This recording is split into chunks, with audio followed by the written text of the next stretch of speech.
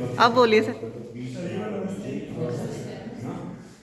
कल का तरफ से जो हमारे 5 दिन का ट्रेनिंग कार्यक्रम शुरू हुआ है, उस सभी के लिए आप सभी उपस्थित हुए हैं और हमारे जो सीनियर सर हैं ज्योग्राफी के, वो हमें इसके लिए मार्गदर्शन कर रहे हैं।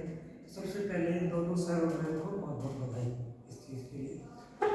कल का हमारा कार्यक्रम ज्योग्राफी के विषय को लेकर बातचीत हुई थी और जहाँ तक मैंने देखा, कल हमने अपने ज्योग्राफी विषय के बारे में बहुत सारी समस्याओं के ऊपर बात की थी और जो शुरुआत हुई थी वो समस्याओं के ऊपर हुई थी। उसमें एक चीज़ ये महत्वपूर्ण रही कि हमने समस्याओं में तो बहुत विचार किया, लेकिन समाधान के बारे में हमने कोई एक निष्कर्ष पर नहीं पहुंच पाए। मेरा ऐसा मानना है कि समस्याएं किसी भी क्षेत्र में वो समस्या हमेशा आती है, समस्या के साथ उसका समाधान उसके साथ ही होता है। शर्त होती है कि हमें समाधान को देखना चाहिए। जहाँ तक मेरा मानना है, मुख्य समस्या हमें ये आई है क्योंकि जो स्टूडेंट है वो पढ़ने में इंटरेस्ट नहीं ले रहे थे।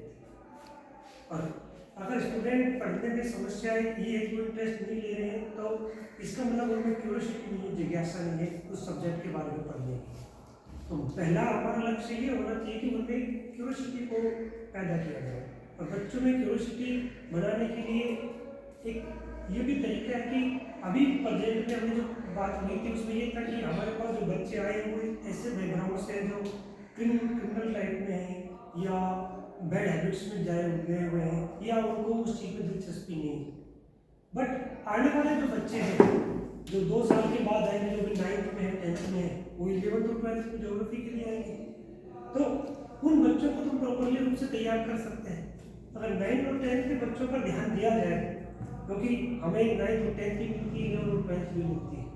अगर 11th 12th का जो बैच इस समय ऐसा है, तो ये तो गारंटी कि 9th और 10th का बैच तो ऐसा नहीं होगा और अगले 2 साल में कोई बैच हमारे पास आएगा।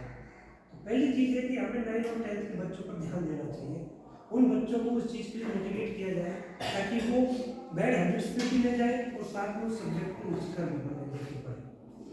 दूसरा था कि जो और सब्जेक्ट है, पॉलिटिकल है, हिस्ट्री है, जो हमारे सब्जेक्ट को कोलैप्स करते हैं बार बार, इन दोनों सब्जेक्ट में खूबसूरती ये भी है कि हिस्ट्री और पॉलिटिकल में कुछ ऐसे इशू होते हैं जो बच्चों को इंटरेस्टिंग लगते हैं।